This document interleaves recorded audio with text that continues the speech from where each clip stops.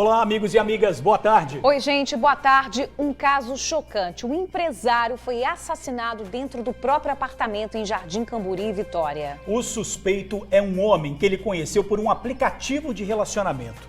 O acusado usou um fio de ferro de passar roupa para matar. Suzy Faria acompanhou todos os detalhes. Suzy, é com você. George, nós temos imagens exclusivas, viu? Que mostram o assassino e a vítima chegando dentro do apartamento, indo até o apartamento, inclusive depois o assassino saindo, cerca de 3 horas depois, levando o carro da vítima. A morte teria acontecido no domingo. David Val Rio, de 34 anos de idade, um corretor de seguros de Cachoeiro de Itapemirim, foi assassinado no domingo, mas o corpo dele só foi encontrado por uma amiga que sentiu falta dele na segunda-feira. Quer detalhes para saber como esse crime foi descoberto e como o assassino foi preso? Eu conto daqui a pouco, viu, George? É com você e a Bruna. Combinado, Suzy. Até mais, minha amiga. Olha, a travesti assassinada dentro de presídio em Viana. A vítima foi morta por outro detento e ainda não se sabe como esse crime foi cometido. A suspeita é que ela tenha sido degolada, mas a Secretaria de Justiça ainda não confirma. O autor do homicídio já foi levado para a delegacia para prestar depoimento. Mais detalhes sobre essa história daqui a pouquinho aqui no TN1. E a polícia prendeu 2 homens acusados de assassinar um jovem dentro de um carro. Isso aconteceu na BR-101 na Serra. Luciano Rossetti tem os detalhes pra gente. Boa tarde, Luciano. Boa tarde, Jorge, Bruna, amigo e amiga do TN que nos assistem. Boa tarde para todo mundo. Exatamente, um crime bárbaro, chocante que aconteceu em dezembro do ano passado na Serra. Um homem de 27 anos foi assassinado por 4 criminosos que fecharam o carro dele. Os criminosos saíram do veículo e já chegaram atirando, né? Esse homem de 27 anos, ele foi morto na frente do pai dele, da filha dele, de 4 anos, e também da enteada, uma menina de 11 anos de idade. Daqui a pouquinho eu volto com os detalhes a respeito desse crime. Combinado, Lu. Até mais, meu amigo. O TN vai falar também da angústia de uma família à espera de justiça, porque continuam à solta os suspeitos de matarem a idosa Atalgides Torezani, de 77 anos.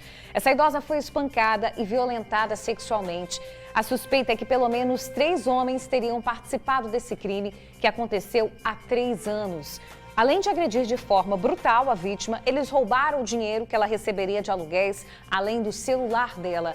A idosa morava sozinha e tinha o costume de ajudar moradores em situação de rua. Vamos falar também sobre a primeira morte por febre maculosa, que foi registrada aqui no Espírito Santo esse ano. A vítima é um homem que morava em Barra de São Francisco, noroeste do estado.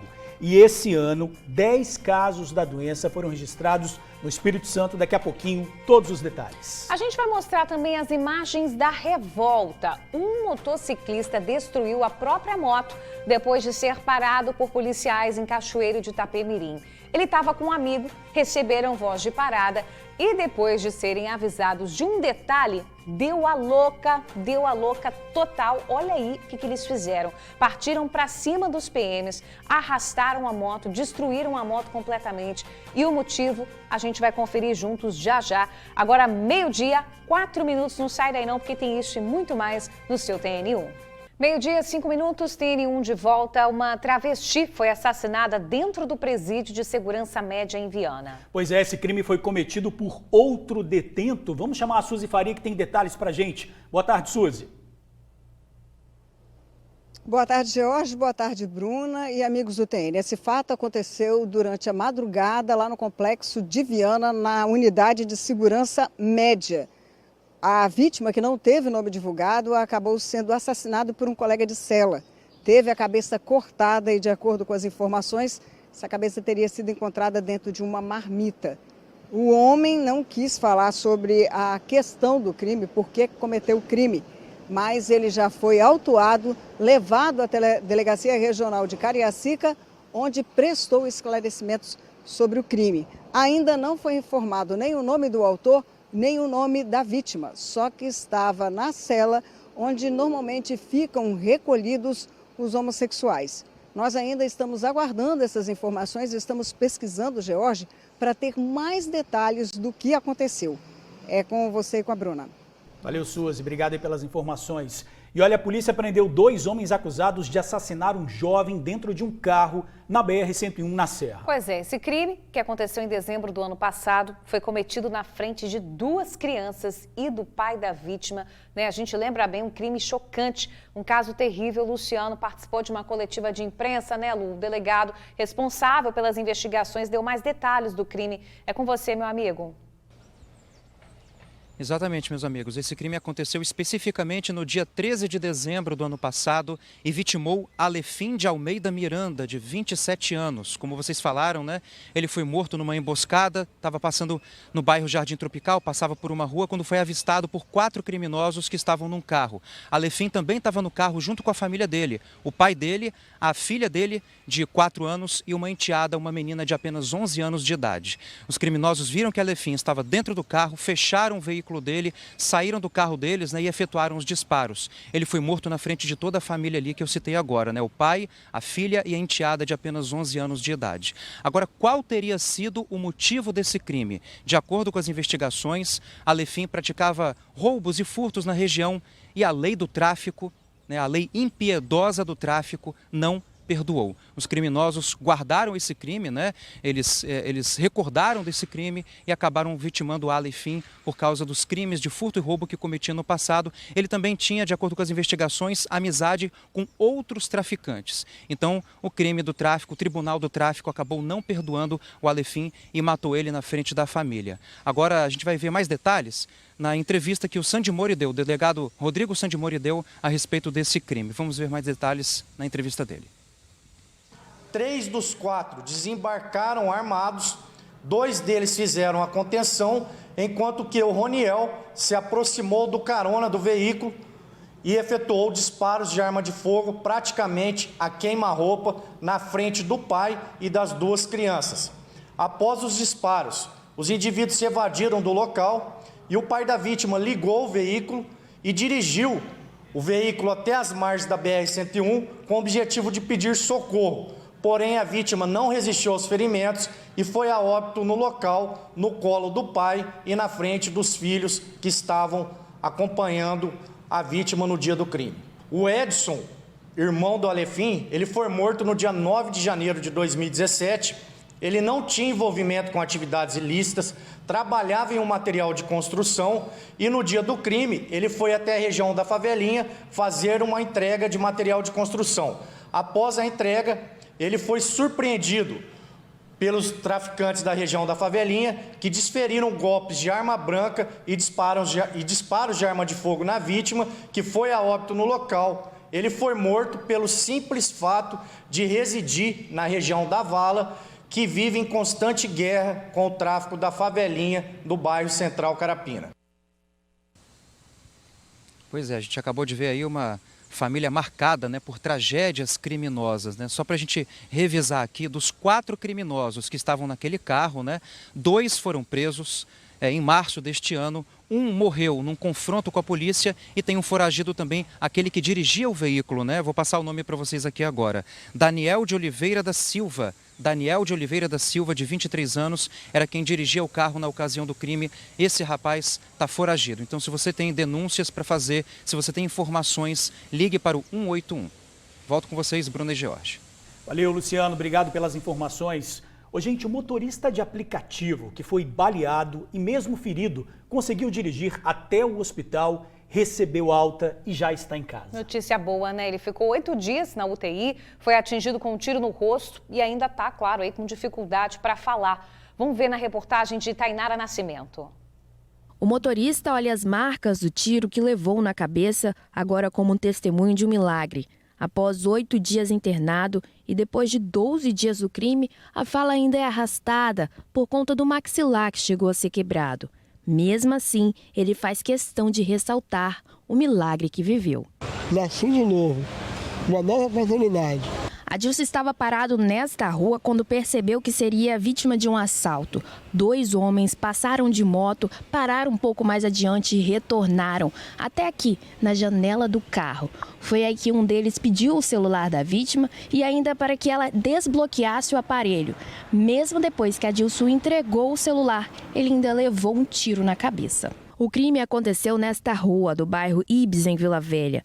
Mesmo ferido, o motorista ainda dirigiu sozinho até um hospital particular que fica a cerca de 4 quilômetros de distância. Na hora que eu cheguei, eles falaram que você chegou na hora exata.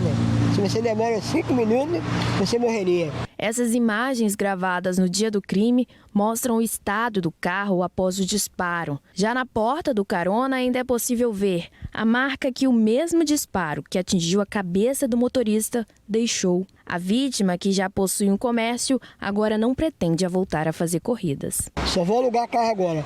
Dirigir, não dirigir mais. O motorista ainda deve fazer uma reconstrução no maxilar. Mas mesmo com sequelas, ele garante que após o crime, passou a mudar a forma como enxerga a vida. Não mais valor à vida agora. Eu já dava valor, né? Mas agora muito mais. Pois é, uma ótima recuperação aí para ele. A polícia está investigando o caso. Informações de suspeitos Disque para o Disque Denúncia 181. Olha, gente, é muito triste voltar a falar sobre isso. Vira e mexe a gente está falando, né, Sempre. Bruna? Mas olha, uma adolescente de 16 anos, grávida de 8 meses, foi espancada pelo marido. As agressões aconteceram perto da casa do casal. Isso aconteceu em Marcílio de Noronha, Viana. A guarda municipal passou logo depois. O agressor, gente, ameaçou até os agentes. Olha só a audácia, né? O suspeito conseguiu fugir e a vítima ainda está internada. Os agentes da Guarda Municipal de Viana vasculharam várias ruas de Marcílio de Noronha nessa segunda-feira, na tentativa de localizar o suspeito de agredir a esposa, uma grávida de 8 meses, de apenas 16 anos. As agressões aconteceram nessa rua na noite dessa segunda-feira. A grávida teve a cabeça batida contra a parede diversas vezes. Passando mal, a menina correu para perto desses agentes, que faziam patrulhamento na região. Eu conversei com ela, pedi para ela sentar, tentei acalmar ela. No momento que passou um munícipe e disse que o marido dela tinha jogado ela no chão e dado muito soco, batido a cabeça dela no chão, eu voltei até ela, conversei com ela e ela me confirmou as agressões. Enquanto os agentes socorriam o adolescente, tentavam entender o que havia acontecido, o marido dela apareceu aqui no beco. De longe, ele passou a chamá-la para ir embora. Como ela não obedecia, ele começou a fazer ameaças. Dizia que se ela não fosse embora com ele a mataria. Nem os agentes da guarda escaparam da fúria do homem. Eles também foram ameaçados pelo suspeito. Logo depois que ele percebeu que ela avisou para a guarnição, ele ameaçou de morte. Deu um berro e falou assim: se você falar, eu vou te matar. Foi o momento que nós viramos até ele e fomos ao encontro dele. Ele falou assim: se você vier, eu também te mato. Após as ameaças, o agressor fugiu. A guarda iniciou uma perseguição. Começamos a perseguição, ele foi entrando na Rua do Beco. Em certo momento, ele entrou em área de mata. Continuamos a perseguição dentro da área de mata, porém não localizamos. A adolescente grávida foi socorrida em estado de choque e com contrações para o Hospital Jaime dos Santos Neves, na Serra. O suspeito não foi capturado, mas foi identificado. A guarda continuava na manhã de hoje a fazer buscas na região. No local, ela recebeu o atendimento do projeto Guarda por Elas, da Prefeitura do município. Guarda por Elas foi um projeto que começou em março, com parceria das outras secretarias de Viana. Nós começamos a distribuir esse cartão, que tem algumas informações importantes aqui para as vítimas de violência, que é a central de atendimento à mulher, do 180, o próprio número da Polícia Militar e o nosso apoio lá dentro da Secretaria de Viana. Então, a ideia é a gente começar a receber alguma informação de alguma vítima, a gente distribui discretamente, caso ela precise, ela tem nosso contato aqui. Olha, chocante isso. Muito. A polícia não informou se o suspeito foi localizado ainda. Então, quem tiver alguma informação, diz que denúncia 181. Olha, a gente volta a falar sobre um caso chocante, um empresário que foi morto com um fio do ferro de passar roupa. Esse crime aconteceu, gente, dentro do próprio apartamento desse empresário, que fica em Jardim Camburi. O acusado do crime é um homem que ele teria conhecido em um aplicativo de relacionamento. Vamos ver a reportagem. Reparem nesse vídeo, 5h12 de domingo, dia 18. O assassino e a vítima entram juntos no prédio que fica em Jardim Camburi, em Vitória. Reparem que o assassino, confesso, Breno Ribeiro Freire, de 26 anos, está de bermuda. Ele sai do elevador e acompanha a vítima até o apartamento dela. Agora, nesta outra imagem, repare na hora. O relógio indica 8h06 da noite. Quase 3 horas depois de chegar, Breno sai, agora vestindo uma calça, deixando dentro do apartamento a vítima. O corretor de seguros David Del Rio, de 34 anos. Breno saiu do prédio no veículo da vítima, um Jeep automático. O crime, entretanto, só foi descoberto no dia seguinte, na segunda-feira. É que David manteve contato com uma amiga no domingo e disse para ela que estava com dengue. Sem ter notícias de David durante toda a segunda-feira, a amiga dele, que tinha conversado pela última vez com a vítima no domingo à noite, resolveu vir até o prédio para saber o que estava acontecendo. Ela tem a chave do apartamento. Ao entrar, verificou que alguma coisa estava errada. É que o apartamento estava todo revirado, os cães sem comida. Ao entrar no quarto de David, acabou encontrando ele caído ao lado da cama com um fio no pescoço. Sem acreditar no que via, pediu ajuda ao síndico, que ao entrar no quarto, constatou que David estava morto. E aí, acionou a polícia. Assim que a polícia foi avisada, a busca começou. O vídeo monitoramento do prédio ajudou a ligar os pontos e chegar ao suspeito. E ainda, como ele fugiu. Um alerta foi dado para o veículo e o cerco inteligente o localizou na Mata da Praia, em Vitória. Breno ainda tentou fugir, mas acabou sendo pego. No vídeo feito por um morador, o registro da ação da polícia militar quando fazia o cerco. Ao fundo, ouvem-se tiros disparados para conter o fugitivo. Esse veículo, então, nesse primeiro momento, ele é avistado pelas nossas equipes e é tentado, pela primeira vez, fazer uma abordagem. Esse veículo em fuga, esse cidadão que está conduzindo o possível autor do crime lança o veículo sobre os policiais e aí inicia, então, o acompanhamento pelas ruas Jardim Camburi, Jardim da Penha e Mata da Praia. Breno confessou o crime e apresentou pelo menos 3 versões. Disse que tinha um relacionamento com a vítima há 4 meses e foi ao local terminar. Os dois brigaram, ele deu um mata-leão na vítima e depois o enforcou com um fio. Depois contou para os policiais militares que teria sofrido uma tentativa de estupro. Por fim, que teria reagido a uma agressão. Ao ser encaminhado ao presídio, Breno não quis falar com a imprensa. Eu não quero conversar com vocês não, mano, se toca. David Del Rio era de Cachoeiro e tinha uma corretora de seguros.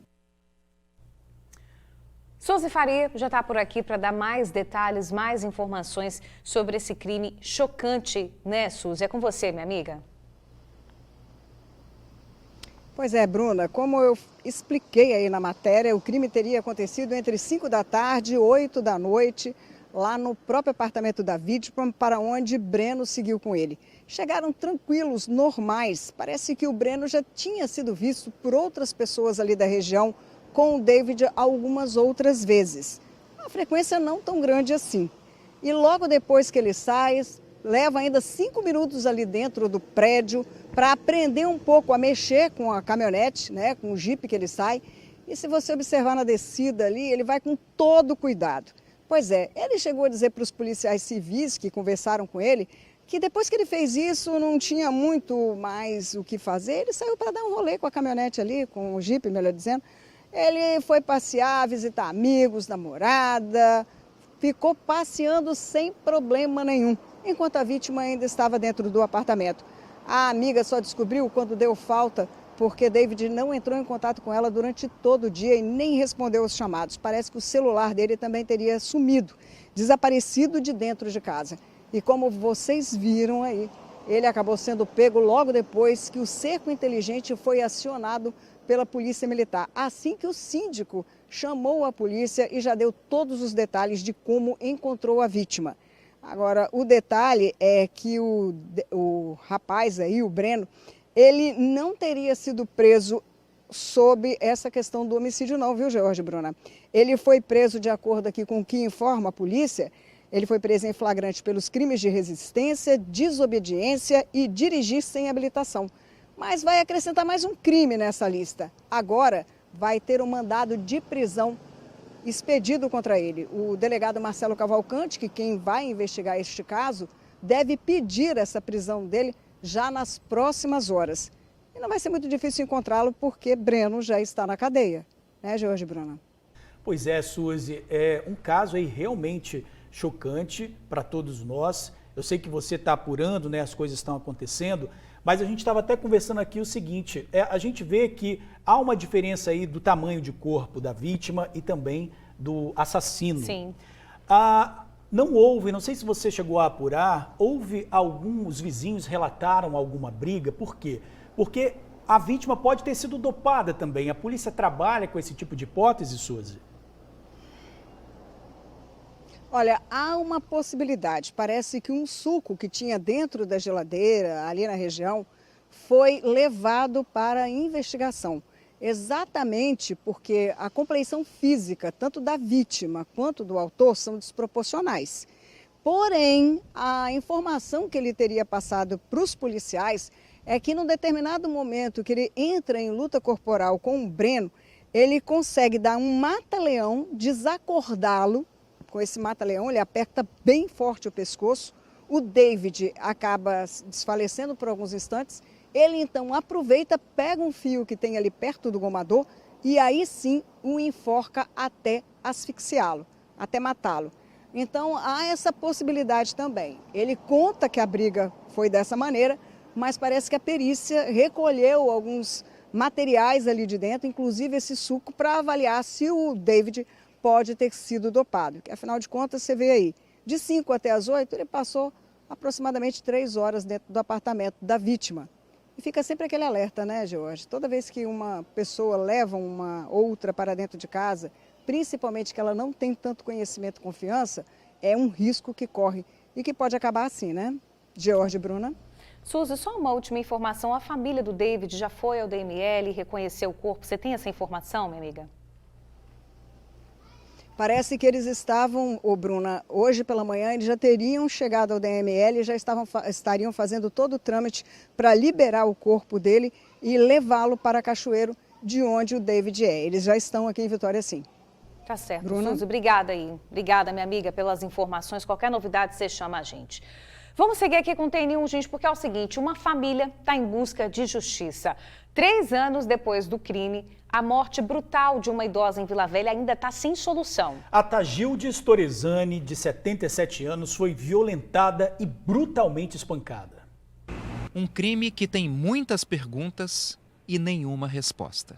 O que eu questiono é se as imagens que não foram liberadas da pessoa passando em frente à casa, a pessoa pulando o muro, não liberaram na primeira semana, o telefone dela com o rastreador não foi atrás, o DNA da mão dela não foi atrás. A minha mãe não foi violentada sexualmente, eles criaram a cena, minha mãe não foi violentada sexualmente. E o portão ficou aberto, ela saiu para tomar café com ele às 7h30 da noite, essa pessoa, esse suspeito, tá? E eles não pegaram a imagem da padaria onde que ela estava com ele. Dalton teve a mãe assassinada 3 anos atrás. A Tagilde Storezani tinha 77 anos na época. O crime aconteceu no dia 16 de junho de 2020. A idosa foi encontrada morta dentro de casa em Vila Velha por volta de 10h40 da manhã. A vítima alugava espaços comerciais em Itaparica. No dia do crime, ela teria recebido dinheiro dos aluguéis. O assassinato foi brutal. A idosa foi espancada, teve o maxilar quebrado, assim como os ossos do rosto. O criminoso também teria tentado forjar uma violência sexual. O principal suspeito é o homem que limpava a piscina da residência dela. Ele teria tido a ajuda de um comparsa. 2. O que matou, ele chegou para organizar a cena do crime. Teve a ajuda de outra pessoa? Foram dois.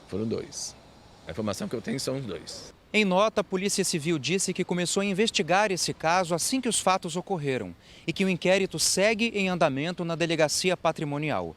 O Ministério Público afirmou que também está acompanhando o caso e que solicitou à Polícia Civil que faça novas diligências para complementar a apuração dos fatos. Porém, 3 anos já se passaram, o principal suspeito está solto e a família está com medo. Psicólogo, psiquiatra, nós estamos assim. Somos os 3 irmãos assim. Tem dia que eu não consigo sair da cama. Entendeu? Igual hoje à noite eu tive febre emocional. Entendeu? Porque você liga para um departamento, te enrola. Liga para o departamento, te enrola. Ué, minha mãe morreu pagando imposto. Não é nada de graça, não. A gente paga imposto. Então, o que eu estou exigindo é justiça. Difícil para a família, situação muito complicada, gente. Quem tiver alguma informação que possa ajudar a polícia, é só ligar para o Disque Denúncia 181. Olha, gente, a primeira morte por febre maculosa foi registrada aqui no estado esse ano. Luciano Rossetti já está por aqui para dar os detalhes desse assunto. Meu amigo, até agora já são 10 casos registrados aqui no estado, né? É com você. Pois é, meus amigos, 10 casos registrados aqui no Espírito Santo e, infelizmente, o estado registrou a primeira morte por febre maculosa, né? Um homem de Barra de São Francisco que acabou falecendo. Barra de São Francisco, inclusive, que é o município que, em 2023, mais registra casos de febre maculosa. São 3 casos. Os outros municípios são Mimoso do Sul, com 2 casos, Afonso Cláudio, Colatina, Nova Venécia, Laranja da Terra e Domingos Martins, com 1 caso cada. Só lembrando, são 10 casos confirmados ao todo e, infelizmente, essa primeira morte registrada desse homem de Barra de São Francisco, noroeste do Espírito Santo. Só lembrando que a febre maculosa ela é causada pelo carrapato estrela, que contamina a pessoa ali, né? Por que febre maculosa? Porque é uma febre muito alta que dá manchas pelo corpo, são manchas avermelhadas, principalmente nos braços e pernas. No ano passado, infelizmente, o Espírito Santo registrou 11 mortes por causa dessa doença. Volto com vocês. Tá certo, Lu. Obrigada aí pelas informações. A gente tem que se cuidar, tem que tomar todas as precauções, né? Obrigada, meu amigo. Olha, a gente saiu da UTI a influencer que teve quase 30% do corpo queimado no interior do estado. Larissa Piona Pagung, de 27 anos, estava internada desde o último dia 11 de junho. Ela estava em uma festa em Marilândia, no noroeste do estado, quando houve uma explosão. O fogo de uma churrasqueira atingiu o rosto, o cabelo e o braço da jovem. Ela sofreu queimaduras graves e ainda está no hospital Jaime Santos Neves se recuperando na Serra. Outras 5 pessoas também foram atingidas pelo fogo. Segundo a mãe de Larissa, por conta da dor causada aí pelos ferimentos, a filha fica a maior parte do tempo sedada e ainda, claro, está muito abalada. A jovem foi transferida hoje cedo para o quarto. O homem que tentou acender a churrasqueira com álcool foi levado à delegacia, onde foi ouvido e liberado. O caso foi registrado como acidente. Gente, cadê as imagens do motociclista revoltadinho? Pode colocar aí no ar. Olha o que ele faz com a moto. Joga a moto no chão, puxa a moto para o meio da pista. Olha lá, ó, de novo. Ali no canto esquerdo, a gente está vendo ali que tem a polícia, ó. Senta isso daí na moto. No canto tem a polícia, Bruna, e a polícia está segurando uma outra pessoa que estava na moto. Pois é, os dois estavam na moto então, né? O que está destruindo seria o garupa, então? Não está claro ainda o que aconteceu, mas o fato é que eles estavam circulando ali pelo bairro Sumaré, em Cachoeiro de Itapemirim, certo, e foram parados pela polícia, né? A polícia chamou a atenção deles, eles andaram mais rápido, a polícia foi atrás e parou. Aí percebeu que o garupa tinha passagem pela polícia. Até aí, ok, né? Tem passagem pela polícia, vamos à delegacia, ver o que está acontecendo.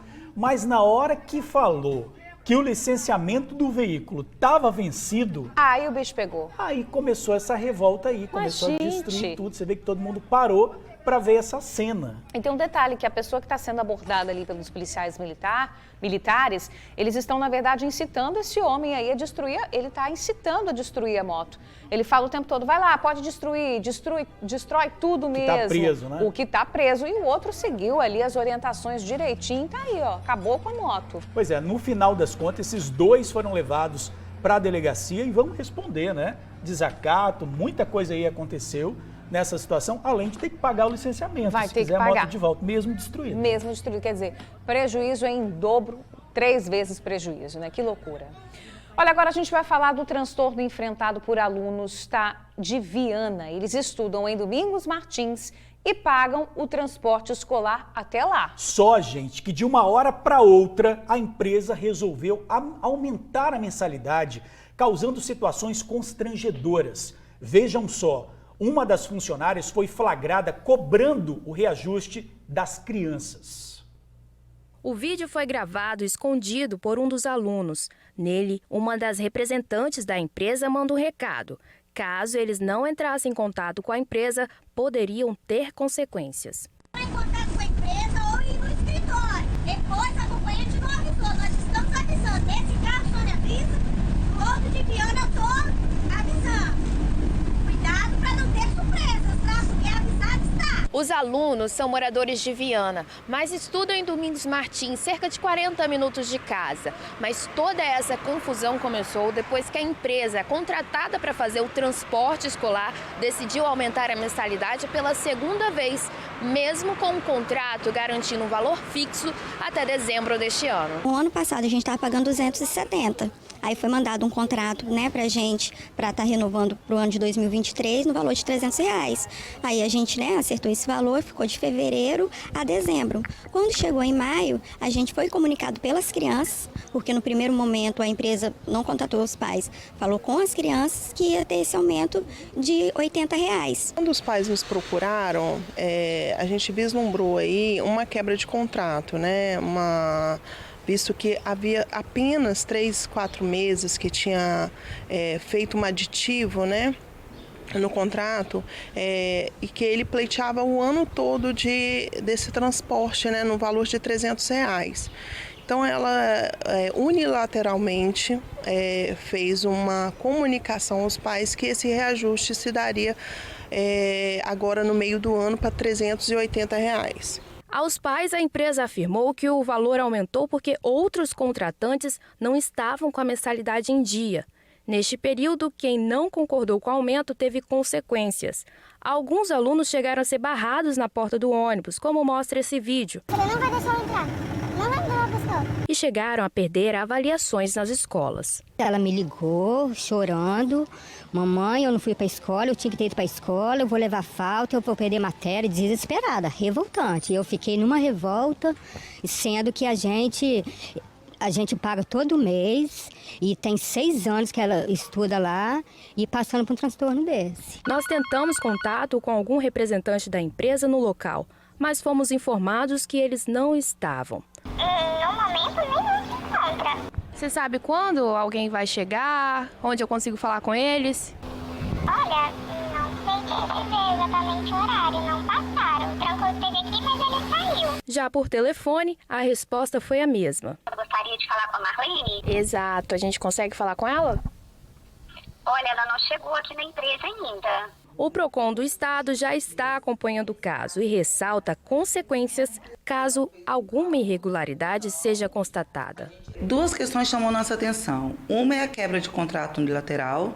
Esses pais estão sendo obrigados a renovar um contrato com um segundo reajuste no mesmo ano, mesmo sem que isso não constasse em contrato. E também o fato de estar levando esses adolescentes a uma questão vexatória, eles estão sendo expostos, e aí são 2 situações que são vedadas pelo Código do Consumidor. Sendo comprovado, essa empresa ela pode ser multada, essa empresa ela pode ter sua licença suspensa e não poder atuar no nosso estado.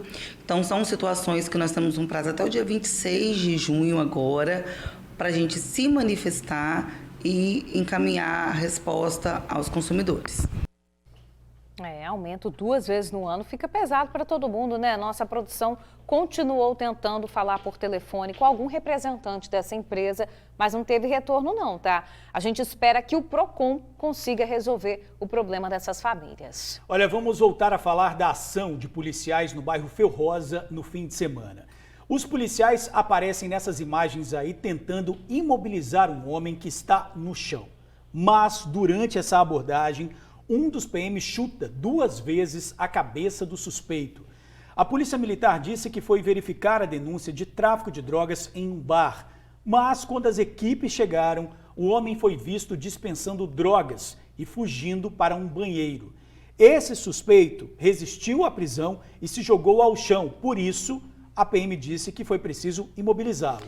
Pois é, mas a Polícia Militar disse que vai apurar o caso. O comandante-geral da PM falou sobre essa ocorrência. Vamos ver. Essa não é a conduta da Polícia Militar e nunca será. Todos esses atos que são detectados por filmagem, chegam através da imprensa ou qualquer tipo de pessoa ou cidadão, nós dirigimos imediatamente à Corregedoria e o devido procedimento apuratório é instaurado. É isso aí, a gente, claro, vai seguir acompanhando. Olha, vamos mudar um pouquinho de assunto, porque você aí de casa já pensou em reduzir a conta de energia em 90%? Tudo isso? Maravilha, né? Pois é, isso é possível, gente, com uma simples troca de lâmpada. A repórter Tainara Nascimento explica agora pra gente. Ô Tainara, essa troca pode ser feita de graça? Como que vai funcionar isso, hein?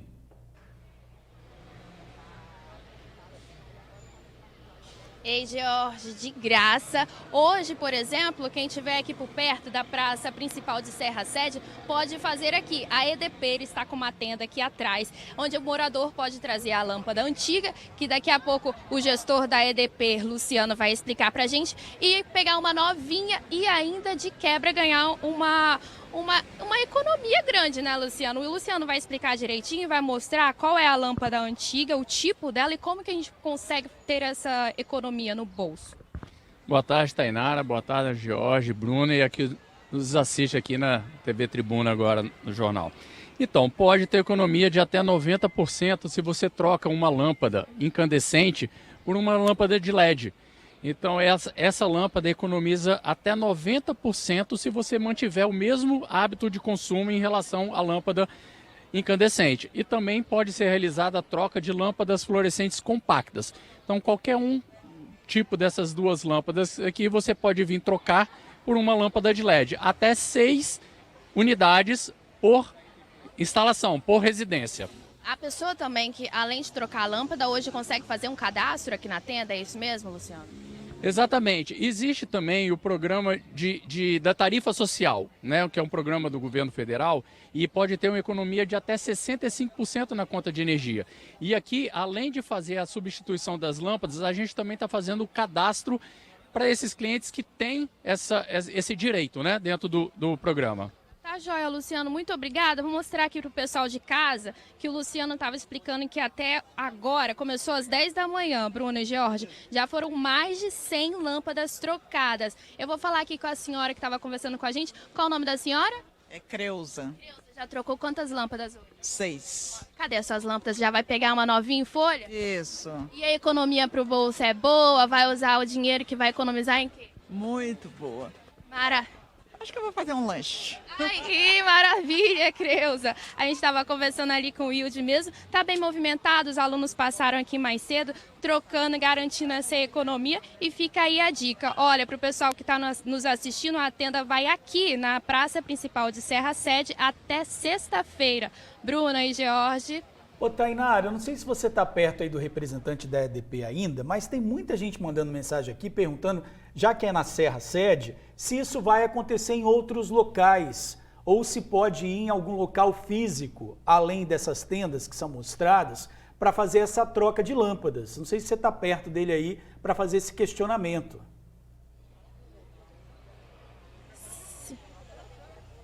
Estamos sim, Georgia. Eu vou perguntar, Luciano. O pessoal de casa está perguntando. Quem não mora na Serra, mora em Vila Velha, Vitória, quando que a tenda vai para outros municípios?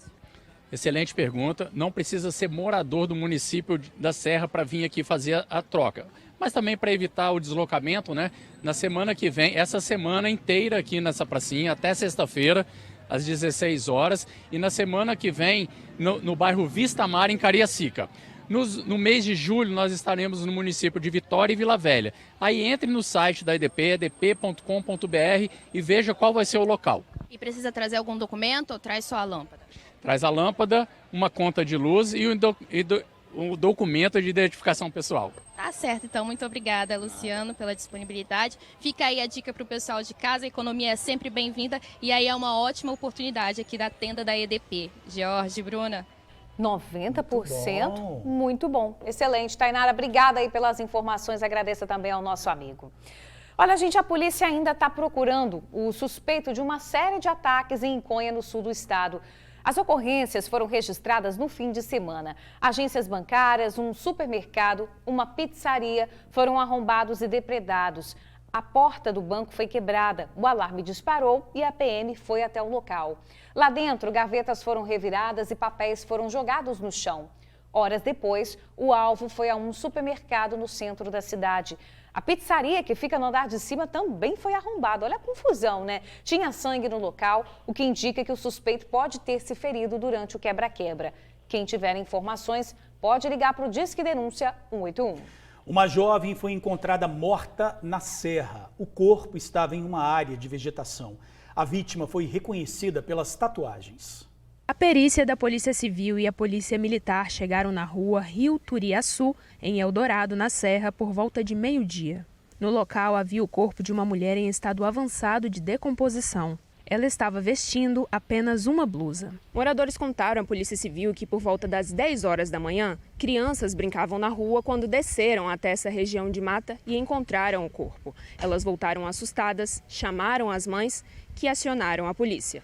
Logo em seguida, chegaram parentes e amigos relatando o desaparecimento de uma jovem há 5 dias. Apesar do estado de decomposição, a vítima foi reconhecida pelas tatuagens.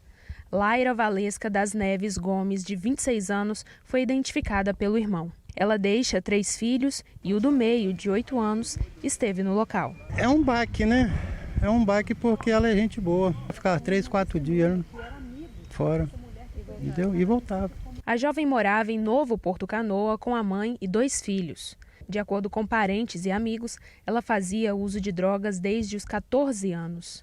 Eles relataram que ela não estava sendo ameaçada e nem sofria perseguição. A jovem se encontrava com frequência naquele local com o ex-companheiro, pai da filha caçula da vítima. Eles também estariam na disputa pela guarda da menina de 3 anos. Tristeza, né? A Polícia Civil diz que o caso foi registrado como encontro de cadáver. A causa da morte ainda não foi identificada e, por enquanto, outras informações não podem ser repassadas. Denúncias podem ser feitas ao 181. Agora, fique de olho nessas 5 mulheres. Elas são procuradas pela polícia por envolvimento com tráfico de drogas e homicídios na região de Santa Teresa. São consideradas foragidas. Qualquer informação sobre o paradeiro delas pode ser repassado à polícia pelo 181. O delegado Leandro Barbosa está à frente dessas investigações. A maioria das procuradas é bem jovem. 2 estão envolvidas com o comércio de entorpecentes e as outras em assassinatos ou tentativas. Então, as foragidas estão aí. Se você tiver alguma informação, é só ligar para o Disque Denúncia 181. Motorista de 18 anos sem carteira de habilitação tenta fugir da Polícia Rodoviária Federal, mas foi preso, viu? O jovem percorreu 95 quilômetros tentando escapar da prisão. Ele chegou a invadir várias vezes a pista e também a contramão. Ele seguia no sentido Vitória. A PRF conseguiu fazer a abordagem na BR-101 em Linhares. O suspeito resistiu à voz de prisão. O veículo que ele estava era roubado. Ele foi autuado pelos crimes de receptação, desobediência e por dirigir veículos sem CNH, gerando aí perigo de dano. O condutor foi encaminhado à 3ª Delegacia Regional da Polícia Civil. Estão na cadeia 2 suspeitos de fazer parte de facções criminosas lideradas por traficantes aqui no estado. Um deles é Robert Dias Lino, de 32 anos, chefe do tráfico do Forte São João, em Vitória. Ele é um dos 10 criminosos mais procurados do estado. O 6º mais procurado do estado do Espírito Santo. Ele atuava na região de Jardim Carapina, no município de Serra, mas ele foi expulso pelos traficantes da região e ele foi buscar abrigo aqui na região do Forte São João, que foi dado a ele a gerência daquela localidade. Outros 2 homens também foram detidos. Matheus Camilo Gomes Costa, de 22 anos, e Henderson Almeida de Souza, de 18. A polícia montou um cerco no momento em que os suspeitos organizavam uma festa na região. Chamado Mandela dos Bacanas, né? Eles estavam montando lá as tendas. Nesse momento, a nossa força tática fez um cerco em toda a região, já sabendo que eles estavam armados. Foram preparados para o confronto, mas eles não reagiram, não resistiram, foram presos e conduzidos. Na manhã desta segunda-feira, foi preso no Beco 6, no bairro da Penha, em Vitória, Alessandro Loureiro de Oliveira, conhecido como Tio. Ele é uma das lideranças do 1º Comando de Vitória e responsável pelo comando dos bairros Soteco, Divino Espírito Santo e Itapuã, em Vila Velha. Ele foi preso no bairro da Penha porque ele pertence ao 1º Comando de Vitória e estava homiziado aqui nessa região, no Beco 6. No momento em que ele avistou os policiais, ele empreendeu fuga, pulou vários quintais, várias casas, mas acabou sendo preso, não esboçou reação na prisão e aí foi conduzido para a delegacia. As 2 lideranças tinham mandados de prisão em aberto por tráfico de drogas e homicídios. Um deles, Alessandro Loureiro, é um dos principais suspeitos de matar um casal em maio do ano passado no bairro Soteco, em Vila Velha.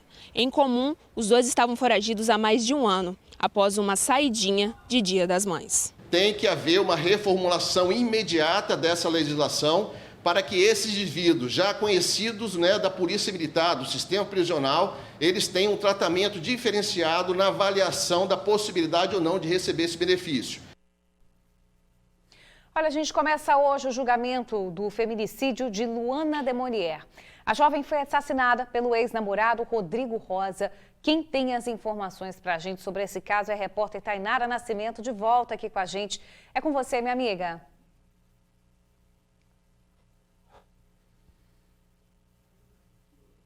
Acho que a gente não tem contato. Às 13 horas, lá no Fórum de Vitória.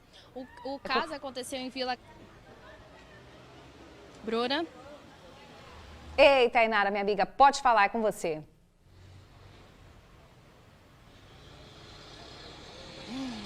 Exato. O caso aconteceu há 2 anos em Vila Capixaba. A gente lembra para o pessoal de casa que a Luana estava voltando do trabalho quando foi abordada pelo ex-companheiro e recebeu várias facadas. Esse mesmo ex-companheiro já tinha medida protetiva contra por ela, né? E também por uma outra ex-mulher, porque ele também foi flagrado anteriormente correndo atrás de uma outra ex com uma faca. E no caso da Luana, ele chegou a desferir esses golpes. Por isso que hoje começa esse julgamento. Daqui a pouquinho, às 13 horas, no Fórum Doutor Américo Ribeiro Coelho. A Luana Demonier, a irmã, pediu para ressaltar, né, que ela tinha uma filha com esse companheiro.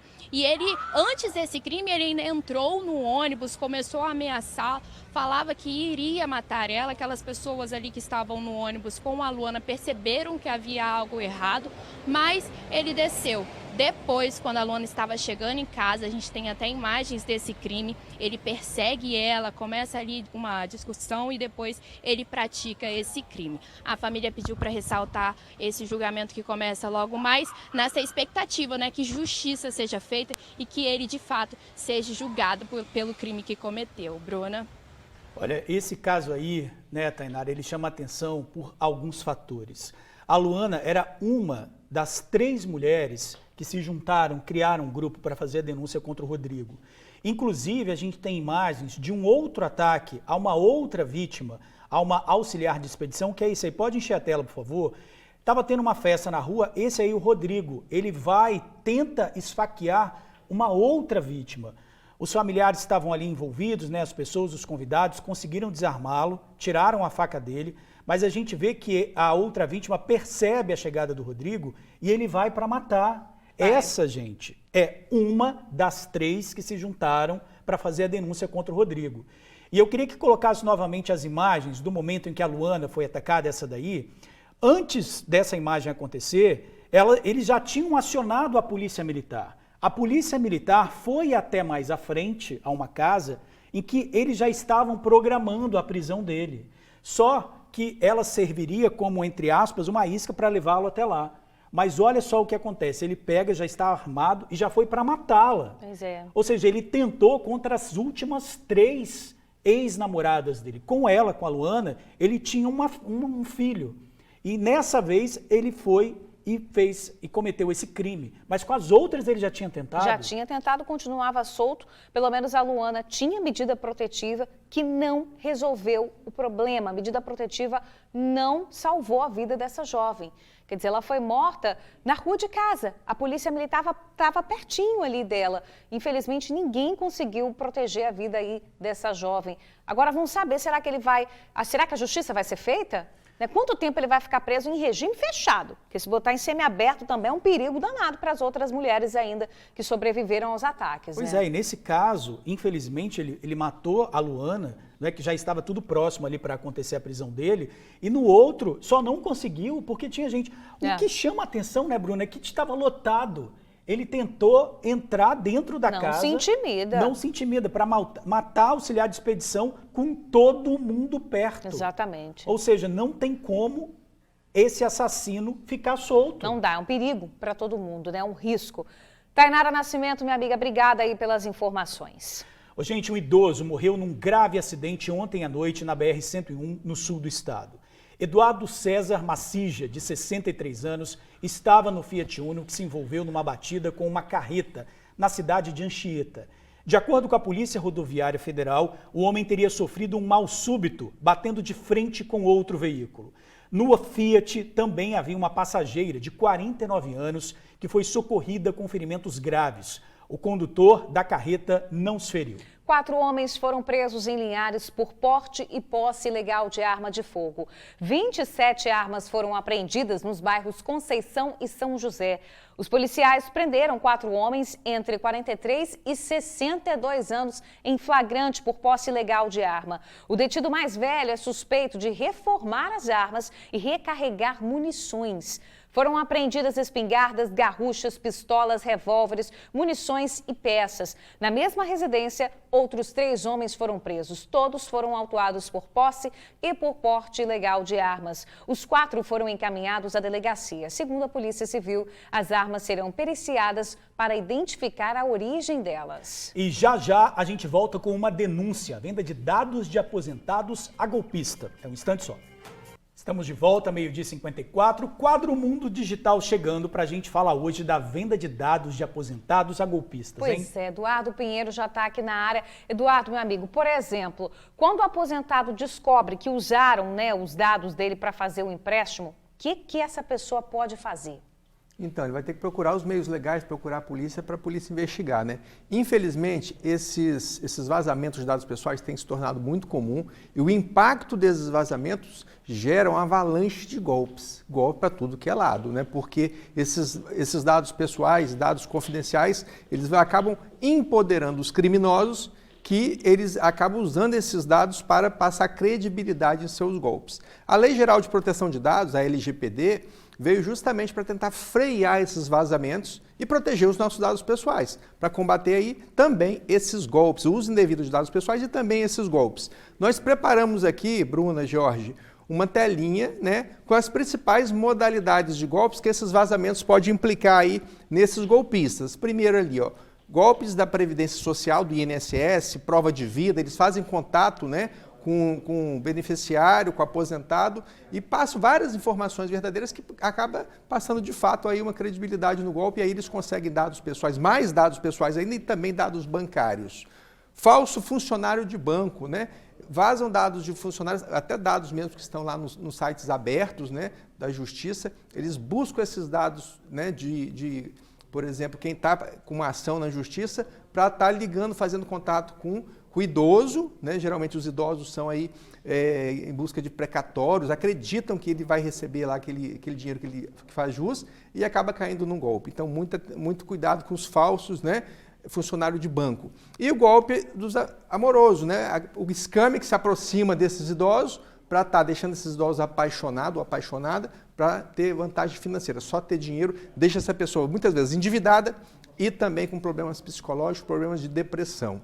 E, por fim, o golpe do falso advogado, né, que nós já até falamos, é o golpe que a pessoa utiliza, os golpistas se passam por advogados prometendo ações judiciais, vantagens, né, precatórios para estar beneficiando aí a vítima, né, que na verdade é um golpe. Então, a gente preparou também uma tela com as dicas de segurança. Você também, acho que você pulou o empréstimo consignado também, né? Sim, o golpe do empréstimo consignado, né? Que eles abordam principalmente aposentados, funcionários públicos, oferecendo vantagens, né, milagrosos, e muitos aposentados acabam caindo nesses golpes e tendo perda de dinheiro. Isso é muito triste também. Golpe, hein? Nossa, muito cara de pau, golpe. né? É muito golpe. Agora, e agora as dicas, protege, né? Temos aqui as dicas de segurança, como evitar cair nesses golpes. É o próximo slide. Primeiro, não forneça dados pessoais e bancários, em hipótese alguma, por telefone, por mensagens, por e-mail. Nunca aceite ajuda de estranhos por telefone, uma pessoa se passando por um funcionário de banco, por um advogado, é melhor você ir lá na agência física. Abordagens suspeitas, mantenha calma, porque geralmente o idoso, principalmente o idoso, recebe uma abordagem dessa forma. Por exemplo, você está sendo vítima aqui, estão fazendo transferência indevida da sua conta, senhor, nós estamos te ajudando. Aí o idoso fica logo desesperado e acaba fazendo tudo que está sendo solicitado, né, pelo telefone.